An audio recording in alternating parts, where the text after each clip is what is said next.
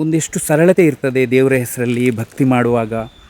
ಯಾವುದೇ ಆಡಂಬರ ವಿಜೃಂಭಣೆ ಇಲ್ಲದೆ ಸರಳವಾದ ಆರಾಧನೆ ಆಚರಣೆ ಇಲ್ಲಿ ನಡೆಯುವುದಕ್ಕೆ ಇದೆಲ್ಲ ಪ್ರತೀಕಗಳು. ಈ ಮರ ನೋಡಿ, ಇದು ನೇರಳೆ ಮರ. ನನ್ನ ಅಂದಾಜು ಪ್ರಕಾರ ಒಂದು 200 ವರ್ಷ ಮೇಲೆ ಆಗಿರ್ಬೋದು. ಸರ್ ನಮಸ್ಕಾರ. ಇದು ಯಾವುದು? ಇದು ಹೊಸೂರು ಗುಡ್ಡೇಕೇರಿ. ಗುಡ್ಡೇಕೇರಿ ಹೊಸೂರು ಗ್ರಾಮ, ಗುಡ್ಡೇಕೇರಿ ಅಂಚೆ, ಆಗುಂಬೆ ಹೋಬಳಿ, ತೀರ್ಥಹಳ್ಳಿ ತಾಲೂಕು. ಒಂದು 300 ವರ್ಷಗಳ ಇತಿಹಾಸ ಇದೆ, 300ಕ್ಕಿಂತ ಹೆಚ್ಚಿರ್ಬೋದು. ಯಾಕಂದ್ರೆ ನಮ್ಮ ಮುತ್ತಾತನ ಕಾಲದಿಂದ ಈ ದೇವಸ್ಥಾನದ ವಹಿವಾಟನ್ನು ಅವರೇ ಮಾಡ್ಕೊಬರ್ತಿದ್ರು. ನಮ್ಮಲ್ಲಿ ಕಾಳಿಂಗ ಸರ್ಪ ಜಾಸ್ತಿ ಆಗಿದೆ. ಇಲ್ಲಿ ಕಾಳಿಂಗ ಸರ್ಪ ಜಾಸ್ತಿ ಇದೆ. ಕಾಳಿಂಗನನ್ನು ಆರಾಧನೆ ಮಾಡ್ತಾರೆ. ಇಲ್ಲ ಈಗ ಮಾತ್ರ ಆರಾಧನೆ ಮಾಡ್ತಾರೆ. ಇವೆಲ್ಲ ನಾವು ಹಿಂದಿನ ಪುರಾತನದಿಂದ ನಡ್ಕೊಂಡು ಬಂದಿದೆ. ಇದೇನಂದ್ರೆ ನಾವು ಪುನರ್ ಪ್ರತಿಷ್ಠೆ ಮಾಡುವಾಗ ಇಲ್ಲಿ ದರ್ಶನ ಕೇಳಿ ಪುರೋಹಿತನೆಲ್ಲ ಕೇಳಿ ನೋಡುವಾಗ ಇಂತಿಂಥದ್ದು ಉಂಟು, ಇಲ್ಲಿ ಪ್ರತಿಷ್ಠೆ ಮಾಡಿ ಅಂತೇಳಿ ಅವು ಕೆಲವೊಂದು ಗುಡಿಗೆ ಮಾಡಿದ್ದು. ಇದೆಲ್ಲ ವರ್ಷಕ್ಕೊಂದ್ಸಾರಿ ಇಲ್ಲಿ ಕುರಿ ಹರಿಕೆ ಮಾಡ್ತೀವಿ. ಈ ಚೌಡೇಶ್ವರಿಗೆ ಕುರಿ ಹರಿಕೆ ಮಾಡುವಾಗ ಅದು ಅವ್ರ ಜಿಕ್ಕಣಗಳನ್ನು ಬಿಟ್ಟು ಕೊಡ್ತದೆ. ಕುದುರೆ ದೇವರು ಅಂತ ಹೇಳಿದ್ದಕ್ಕೆ ಕುದುರೆ ದೇವರ ಕುದುರೆ ಬೀರಲಿಂಗೇಶ್ವರ ಅಂದ್ರೆ ಮೂಲ ಕುದುರೆ ಬೀರಲಿಂಗೇಶ್ವರ ದೇವರು, ಕುದುರೆ ಮೇಲೆ ಕೂತಿರುವಂತ ಬೀರಲಿಂಗೇಶ್ವರ ಇದು.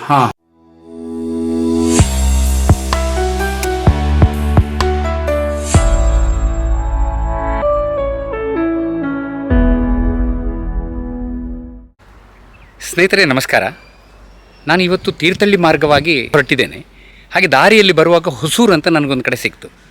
ಅಲ್ಲಿ ಒಂದು ಕಡೆ ರಸ್ತೆ ಬದಿಯಲ್ಲಿ ಬಹಳ ಚಂದದ ಹೂವಿನ ಒಂದು ಸಮೂಹ ಇತ್ತು. ಅದನ್ನು ಸುಮ್ಮನೆ ವೀಡಿಯೋಗ್ರಫಿ ಮಾಡುವ ಅಂತ ಹೇಳಿ ವೀಡಿಯೋಗ್ರಫಿ ಮಾಡಿದ ನಂತರ ಹಿಂದಿರುಗಿ ನೋಡ್ತಾನೆ ಒಂದು ದೇವಸ್ಥಾನ ಇದೆ. ಅಲ್ಲಿ ಬಹಳ ಚಂದದ ಪರಿಸರದಲ್ಲಿದೆ. ಆ ದೇವಸ್ಥಾನದ ಒಳಗೆ 100-200 ವರ್ಷ ಹಳೆಯದಾದ ಮರಗಳ ಒಂದು ಸಮೂಹ ಇದೆ. ನೋಡಲಿಕ್ಕೆ ಒಂದು ಒಳ್ಳೆಯ ಕಂಪನ ಇದೆ ಆ ದೇವಸ್ಥಾನದ ಸಮೀಪ. ಹಾಗೆ ನಾನು ಅದರ ಇಡೀ ಪರಿಸರವನ್ನು ನೋಡುವ ಅಂತ ಬಂದೆ. ನಿಮಗಾಗಿ ಅದನ್ನು ತೋರಿಸುವಂತ ಕೂಡ ಮನಸ್ಸಾಯಿತು. ಅಲ್ಲಿ ಒಂದಿಬ್ಬರು ಮುಖ್ಯಸ್ಥರು ಅಲ್ಲಿ ಇದ್ದಾರೆ. ಈಗ ಬಹುಶಃ ಆ ದೇವಸ್ಥಾನಕ್ಕೆ ಸಂಬಂಧಪಟ್ಟವರೇ ಇರಬೇಕು. ಅವ್ರ ಜೊತೆ ಮಾತಾಡಿ ಆ ದೇವಸ್ಥಾನದ ಇತಿಹಾಸವನ್ನು ಸ್ವಲ್ಪ ತಿಳಿದುಕೊಳ್ಳೋಣ. ನೋಡಿ ಹೇಗೆ ಕಾಣ್ತಾ ಇದೆ ನೋಡಿ. ನಮ್ಮ ಮಲೆನಾಡಿನ ದೇವಸ್ಥಾನಗಳು, ದೇವರ ಆರಾಧನೆಗಳು ವೈಭವೀಕರಣ ಆಗದೆ ಯಥಾಸ್ಥಿತಿಯಲ್ಲಿ ತಮ್ಮ ಶಕ್ತಿ ಅನುಸಾರ ಇಲ್ಲಿ ಬಹಳ ಭಯಭಕ್ತಿಯಿಂದ ಆಚರಣೆ ಮಾಡಲಾಗುತ್ತೆ. ಈ ಒಂದು ಸ್ಥಳವನ್ನು, ಈ ಪ್ರದೇಶವನ್ನು ನೋಡಿದರೆ ನಮ್ಗೆ ಗೊತ್ತಾಗುತ್ತೆ ಅಷ್ಟು ಆಧುನೀಕರಣದ ಟಚ್ ಆಗಿಲ್ಲ ಅಂತ ಗೊತ್ತಾಗುತ್ತೆ. ನೋಡಿ ಇಲ್ಲಿ ತ್ರಿಶೂಲ ಇದೆ ನೋಡಿ, ಇದು ಭಕ್ತಿಯ ಸಂಕೇತ. ನಮ್ಮಲ್ಲಿ ಒಂದಿಷ್ಟು ಸರಳತೆ ಇರ್ತದೆ ದೇವರ ಹೆಸರಲ್ಲಿ ಭಕ್ತಿ ಮಾಡುವಾಗ. ಯಾವುದೇ ಆಡಂಬರ ವಿಜೃಂಭಣೆ ಇಲ್ಲದೆ ಸರಳವಾದ ಆರಾಧನೆ ಆಚರಣೆ ಇಲ್ಲಿ ನಡೆಯುವುದಕ್ಕೆ ಇದೆಲ್ಲ ಪ್ರತೀಕಗಳು. ತ್ರಿಶೂಲ ಇದೆ. ಹಾಗೆ ದೇವಸ್ಥಾನ ಸಮೀಪ ಹೋಗೋಣ. ನೋಡಿ ಎಷ್ಟು ಚಂದ ಇದೆ ನೋಡಿ. ಮರಗಳು ನೋಡಿ, ಒಂದು ಅಶ್ವತ್ಥ ಮರ ಇದೆ, ಅರಳಿ ಮರ, ಸಾಕಷ್ಟು ದೈತ್ಯವಾಗಿ ಬೆಳೆದಿದೆ. ಇದು ಕೆಂಡ ಸೇವೆ ಮಾಡುವಂಥ ಜಾಗ ಇದು ನೋಡಿ. ಇಲ್ಲಿ ಕೆಂಡ ಸೇವೆ ಕೂಡ ನಡೆಯುತ್ತೆ. ಒಳಗೆ ಹೋಗೋಣ.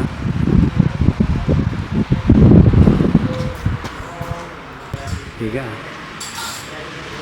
ದೇವಸ್ಥಾನ ಎಲ್ಲಿದೆ, ದೇವರ ಇಡೀ ಮೂರ್ತಿಯನ್ನು ನೀವೀಗ ನೋಡ್ತೀರಿ. ಹಾಗೆ ಹೊರಗಡೆ ಒಂದು ಸುತ್ತು ಹೊಡೆಯೋಣ. ಈ ಮರ ನೋಡಿ, ಇದು ನೇರಳೆ ಮರ. ನನ್ನ ಅಂದಾಜು ಪ್ರಕಾರ ಒಂದು 200 ವರ್ಷ ಮೇಲೆ ಆಗಿರ್ಬೋದು ಈ ಮರಕ್ಕೆ. ನಮ್ಮ ಪ್ರತಿ ದೇವಸ್ಥಾನಗಳಲ್ಲೂ ನಾವು ಅನೇಕ ರೀತಿಯ ಮರಗಳನ್ನು ಕಾಣ್ಬೋದು.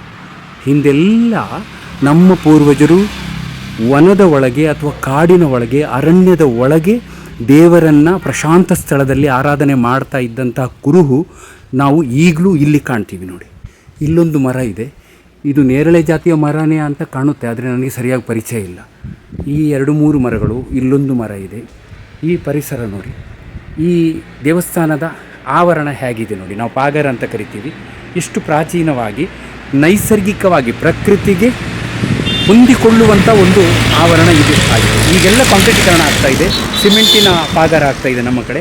ಆದರೆ ಇಲ್ಲಿ ಇನ್ನೂ ಆ ಒಂದು ಸರಳತೆಯನ್ನು ಉಳಿಸ್ಕೊಂಡಿದ್ದಾರೆ ಇಲ್ಲಿಯ ಜನರು ನೋಡಿ. ಇದು ಹಿಂದುಗಡೆ ಇಲ್ಲಿ ಹೆಸರಿದೆ ನೋಡಿ,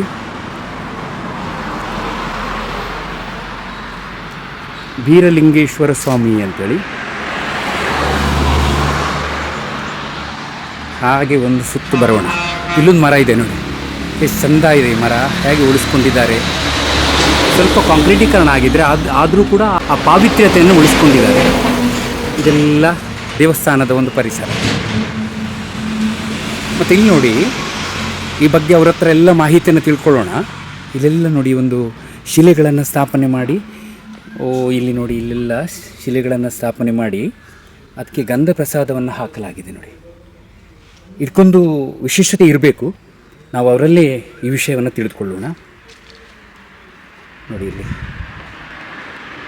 ಒಂದು ಗುಡಿ ಕಟ್ಟಿದ್ದಾರೆ. ಗುಡಿಯ ಒಳಗೆ ಒಂದು ಶಿಲೆಯನ್ನು ಎಷ್ಟು ಚಂದವಾಗಿ ಸ್ಥಾಪನೆ ಮಾಡಿದ್ದಾರೆ ನೋಡಿ. ಇದೆಲ್ಲ ಬೇರೆ ಬೇರೆ ದೇವರು ದೈವಗಳ ಪ್ರತೀಕಗಳಾಗಿವೆ. ಮರ ನೋಡಿ, ಇದು ಸಳ್ಳೆ ಮರ ಅಂತ ಕರೀತಾರೆ ನಮ್ಮ ಕಡೆ. ಎಷ್ಟು ದೈತ್ಯವಾಗಿ ಬೆಳೆದದ್ದು ನಾನು ಇಲ್ಲೇ ನೋಡಿದ್ದು ಮಲೆನಾಡಲ್ಲಿ. ಮರಗಳೆಲ್ಲ ಶಾಂತಿಯ ಪ್ರತೀಕವಾಗಿ ಉಳಿದುಕೊಂಡಿವೆ. ದೇವಸ್ಥಾನದ ಆಸುಪಾಸು ಇರುವಂಥ ಮರಗಳು ಅಲ್ಲಿಯ ವಾತಾವರಣದ ಉಷ್ಣಾಂಶವನ್ನು ತಂಪು ಮಾಡಿಕೊಡೋದು ಮಾತ್ರ ಅಲ್ಲದೆ ಮಾನಸಿಕ ಸ್ಥಿತಿಯನ್ನು, ಬಂದ ಭಕ್ತಾದಿಗಳ ಮಾನಸಿಕ ಸ್ಥಿತಿಯನ್ನು ಕೂಡ ಸಮತೋಲನದಲ್ಲಿ ಇಟ್ಟುಕೊಳ್ಳುವಂಥ ಮಹತ್ ಕಾರ್ಯವನ್ನು ಮರಗಳು ಮಾಡ್ತವೆ. ಹಾಗಾಗಿ ನಮ್ಮ ದೈವಬನಗಳು, ನಾಗಬನಗಳು, ದೇವಸ್ಥಾನಗಳ ಸುತ್ತಮುತ್ತ ಎಷ್ಟೆಷ್ಟು ಮರಗಳು ಹೆಚ್ಚಿನ ಸಂಖ್ಯೆಯಲ್ಲಿ ಇರ್ತಾವೋ ಆ ಪರಿಸರ ಅಷ್ಟು ಆರೋಗ್ಯಪೂರ್ಣವಾಗಿ ಇರ್ತದೆ. ಅದು ನಮಗೆ ವಿಶೇಷವಾಗಿ ವಿಜ್ಞಾನ ಬೇಕಾಗಿಲ್ಲ. ನಾವು ಆ ಪರಿಸರದಲ್ಲಿ ಓಡಾಡ್ತಾ ಇದ್ದಾಗಲೇ ನಮಗೆ ಒಂದು ಸಂಗತಿ ಏನು ತಿಳಿಯುತ್ತೆ ಅಂದರೆ, ನಮ್ಮ ಮನಸ್ಸು ನಮಗೆ ಗೊತ್ತಿಲ್ಲದೆ ಶಾಂತ ರೂಪವನ್ನು ಪಡೆದಿರುತ್ತೆ. ಏನೋ ಒಂದು ದೈವಿಕ ಭಾವನೆ ಬಂದುಬಿಡುತ್ತೆ. ಅದಕ್ಕೆ ಒಂದು ರೀತಿಯಲ್ಲಿ ಅಲ್ಲಿಯ ದೇವರ ಸನ್ನಿಧಿ ಆದರೆ, ಇನ್ನೊಂದು ಮುಖ್ಯ ಕಾರಣ ಇಂತಹ ಮರಗಳು. ಈ ಮರಗಳು ಕೂಡ ಆ ದೈವಿಕ ಗುಣವನ್ನೇ ಹೊಂದಿರ್ತವೆ. ಆದರೆ ನಮಗೆ ಇದರ ಮಹತ್ವ ಯಾವಾಗ ತಿಳಿಲಿಕ್ಕೆ ಸಾಧ್ಯ? ನಾವು ಇದ್ದಬದ್ದ ಮರಗಳನ್ನೆಲ್ಲ ಕಡಿದು ಕಾಂಕ್ರೀಟೀಕರಣ ಮಾಡ್ತೀವಿ, ಏನೇನೋ ಮಾಡಿಬಿಡ್ತೀವಿ. ನೋಡಿ, ಇಲ್ಲಿ ಇನ್ನೊಂದು ವಿಶೇಷತೆ ಇದೆ. ಈ ದೇವಸ್ಥಾನದ ವಠಾರದ ಒಳಗೆ ನಾಗ ಆರಾಧನೆ ಇಲ್ಲ. ಅದು ಯಾಕೆ ಅಂತ ಮತ್ತೆ ನೋಡೋಣ. ಅದರ ಬದಲಿಗೆ ನಾಗನ ಕಲ್ಲನ್ನು ನೋಡಿ, ಒಂದು ಮರದ ಬುಡದಲ್ಲಿ ಹೊರಗಡೆ, ಪಾಗಾರಕ್ಕಿಂತ ಹೊರಗಡೆ ಅದನ್ನು ಆರಾಧನೆ ಮಾಡಲಾಗ್ತದೆ. ನೋಡಿ, ಇಲ್ಲಿ ಮಲೆನಾಡಿನ ಆರಾಧನೆ, ನಾಗನ ಆರಾಧನೆ ಎಷ್ಟು ವೈಭವೀಕರಣ ಇದೆ ಅಂತೇಳಿ ಇಲ್ಲಿ ನೋಡಿದರೆ ನಿಮಗೆ ತಿಳಿಬೋದು.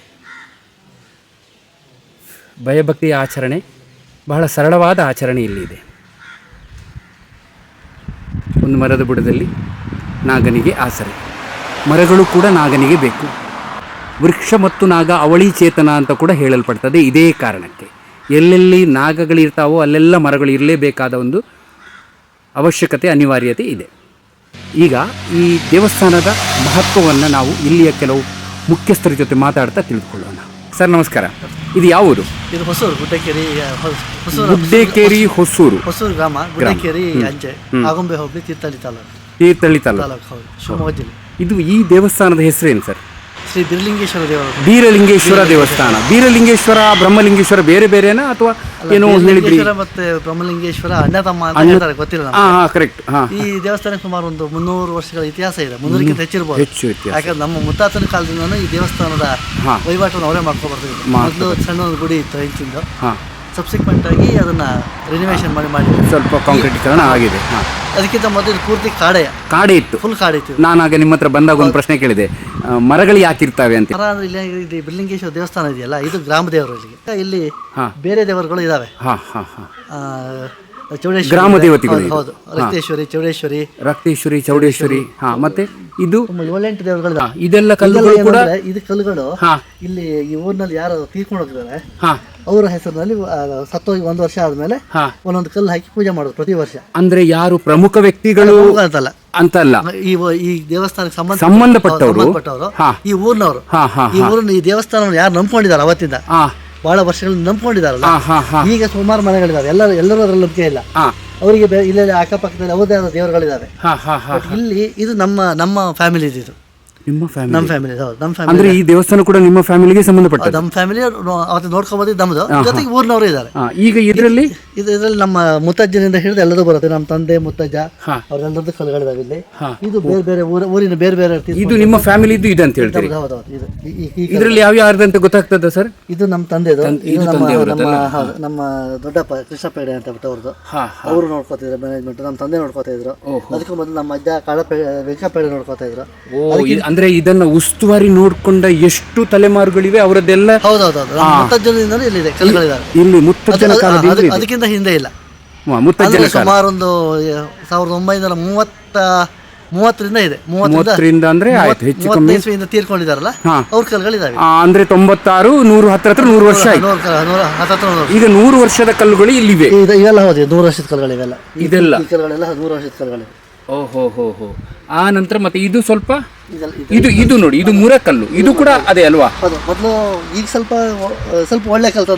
ಅಂದ್ರೆ ಇದು ಅದಕ್ಕಿಂತಲೂ ಹಳೆಯದು ಅಂತ ಆಯ್ತು ಈಗ ಈ ಮುರಕಲ್ಲು. ಇದು ಶಿಲೆ ಕಲ್ಲು ಹಾಕಿದ್ದಾರೆ. ಅಂದ್ರೆ ವರ್ಷಕ್ಕೊಂದ್ಸರಿ ಪೂಜೆ ಮಾಡ್ತಾರೆ ಇದಕ್ಕೆ ಮೇ ತಿಂಗಳಲ್ಲಿ. ಹರಕೆ ಕೊಟ್ಟು ಹಾ ಹೇಳಿ ಸರ್. ಇದು ನಾಗ ಇದೆ. ಹಾ ಇದು ನಾಗನಕಲ್ಲು. ಈ ದೇವಸ್ಥಾನದ ಹೊರಗೆ ಇದೆ ಅಲ್ಲ ಇದು? ಹೊರಗೆ ಅಂದ್ರೆ ಈಗ ಮೊದಲು ಇತ್ತು ಹೊರಗೆ ಮಾಡೋದು. ಯಾಕಂದ್ರೆ ಇಲ್ಲಿ ಹಾ ಹಾ ಇಲ್ಲೇನು ಸಮಸ್ಯೆ ಅಂದ್ರೆ ಈ ಕಲ್ಗಳಿಗೆಲ್ಲ ಚೌಡೇಶ್ವರಿ ಇದೆಯಲ್ಲ, ಹೌದು. ಅಲ್ಲಿ ಹರಕೆ ಮಾಡಿದಾಗ ರಕ್ತದ ಆಹಾರ ಕೊಡ್ತಾರೆ. ಕುರಿ ಎಲ್ಲ ಕಡಿತಾರೆ, ಕುರಿ ಕೋಳಿ ಎಲ್ಲ ಕಡಿತಾರೆ. ಹಾ ಹಾ ಅಂದ್ರೆ ಯಾವುದು ರಕ್ತೇಶ್ವರಿಗೆ, ರಕ್ತೇಶ್ವರಿ ಚೌಡೇಶ್ವರಿ ಅದಕ್ಕೆಲ್ಲ ಕೊಡ್ತಾರೆ. ಅದಕ್ಕೆ ರಕ್ತಹಾರ ಕೊಡ್ತಾರೆ. ರಕ್ತಹಾರ ಕೊಡ್ತಾರೆ. ಆ ಕಾರಣಕ್ಕೆ ಏನು ಮಾಡೋದು, ನಾಗನ ಹೊರಗೆ ಇಟ್ರು. ಓಹೋ ನಾಗನ ನಾಗನಿಗೆ ಕೊಡೋದಿಲ್ಲಲ್ಲ. ಹಾ ನಾಗನಿಗೆ ರಕ್ತಹಾರ ಇಲ್ಲ.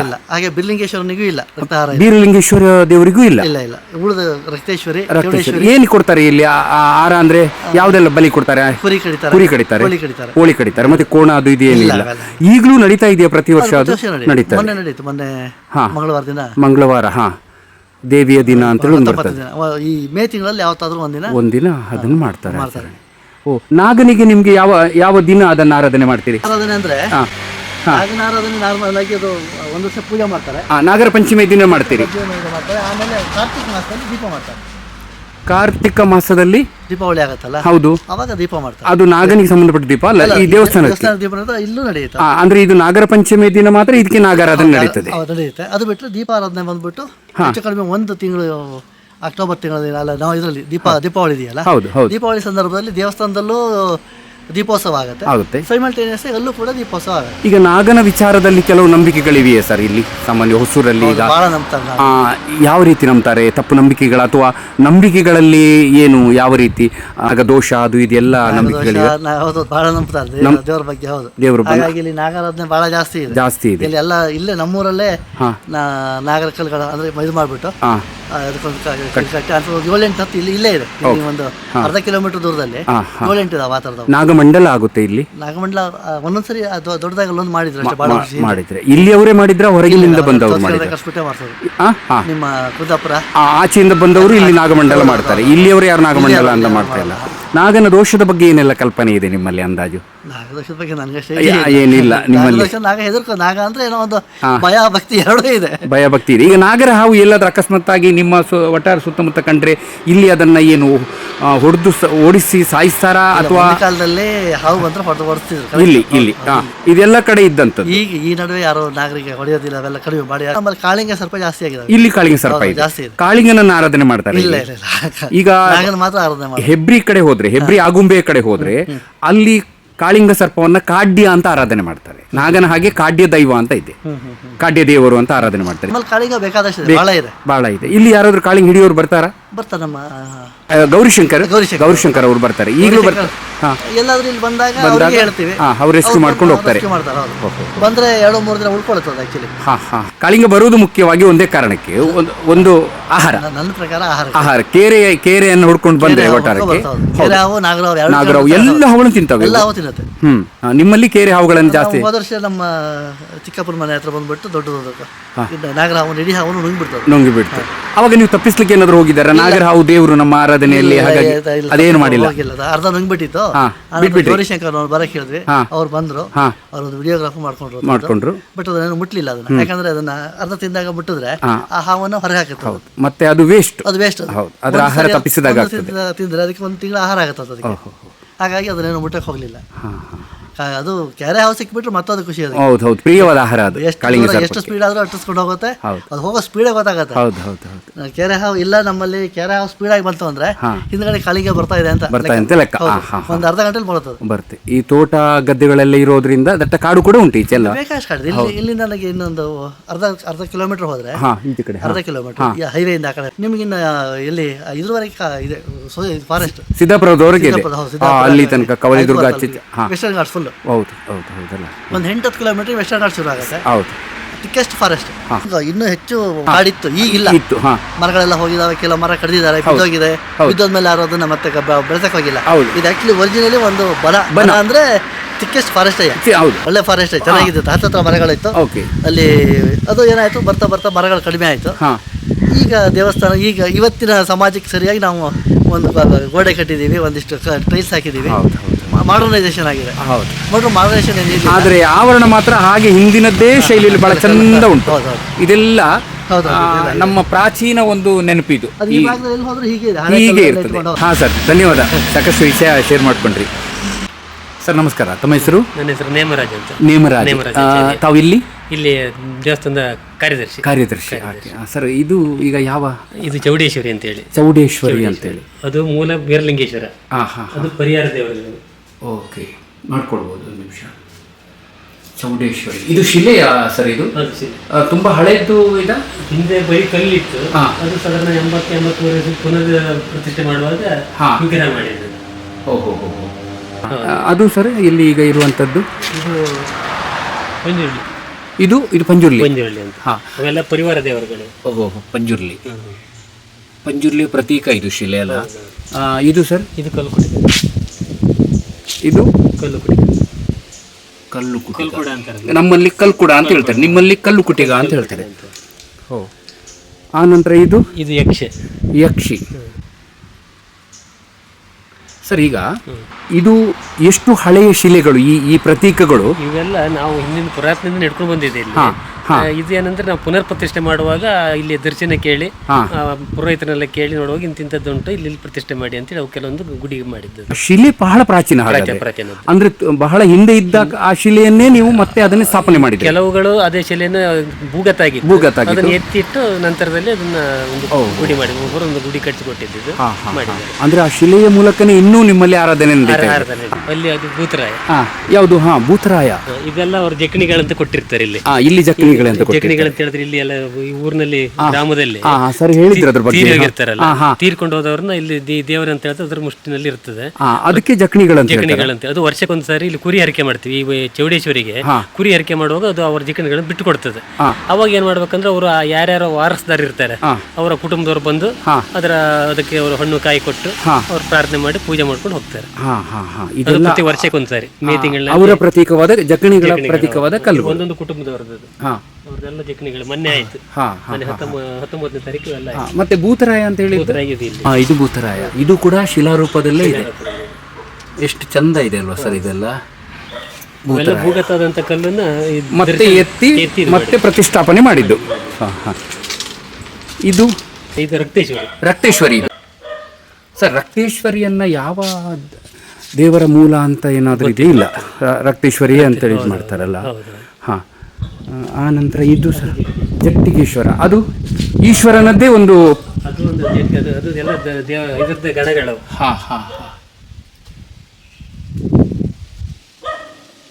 ಒಳಗೆ ಹೋಗೋಣ.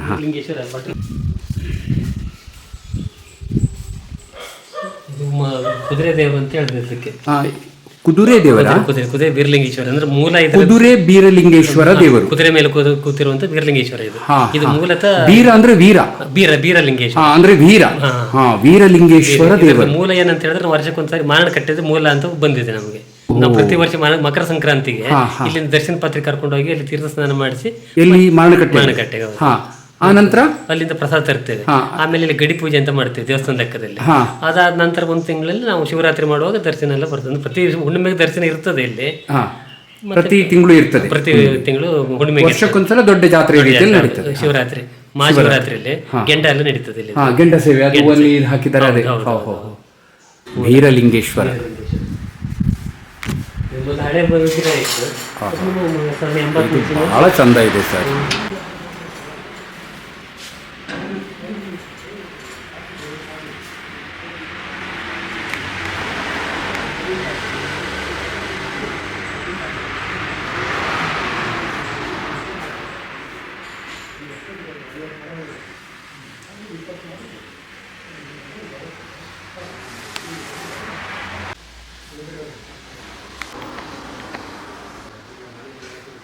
ಮಡಿವಾಳರು ಗೆಂಡಕ್ಕೆ ಅಗ್ನಿ ಸ್ಪರ್ಶ ಮಾಡ್ತಾರೆ. ಆ ನಂತರ ಯಾರು ಮಾಡ್ತಾರೆ?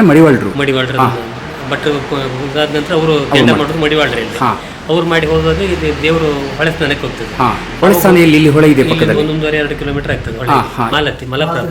ಮಲಪಾರಿ ಮಾಲತಿ ನದಿಯ ಮಾಲತಿ ನದಿಯ ಮೂಲ ಮಲಪಾರಿ ಅಂತ ಹೇಳ್ತಾರೆ.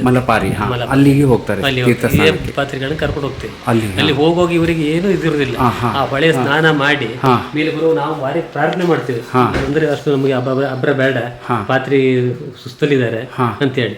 ಆ ನಂತರ ಅವ್ರು ಸ್ನಾನ ಮಾಡಿ ಮೇಲೆ ಬಂದು ಅಲ್ಲೊಂದು ಪೂಜೆ ಮುಗಿಸ್ತಾರೆ. ಆ ಪೂಜೆ ಮುಗಿಸಿ ಬಂದ ನಂತರ ಇವ್ರನ್ನ ಹಿಡಿಲಿಕ್ಕೆ ಕಷ್ಟ ಆಗ್ತದೆ ನಮಗೆ. ಪಾತ್ರಿ ಅಷ್ಟು ಅಧ್ಯಕ್ಷರ ಹೆಸರು ಹೇಳಿ ಸರ್ ಈ ದೇವಸ್ಥಾನಕ್ಕೆ ಸಂಬಂಧ? ಜಯಶ್ ಹೆಗಡೆ ಅಂತ, ಹೊಸೂರು ಜಯಶ್ ಹೆಗಡೆ. ಹೊಸೂರು ಜಯೇಶ್ ಹೆಗ್ಡೆ ಉಸ್ತುವಾರಿಯನ್ನು ನೋಡ್ಕೊಳ್ಳೋದು ಅವರ ಎಲ್ಲರೂ ಜೊತೆ ಸೇರಿ ಇದು ಮಾಡುವಂಥದ್ದು ಒಂದು ಕಮಿಟಿ ಇದೆ. ಹಾಂ, ಕಮಿಟಿಯ ಮೂಲಕ ಇದನ್ನು ಇದು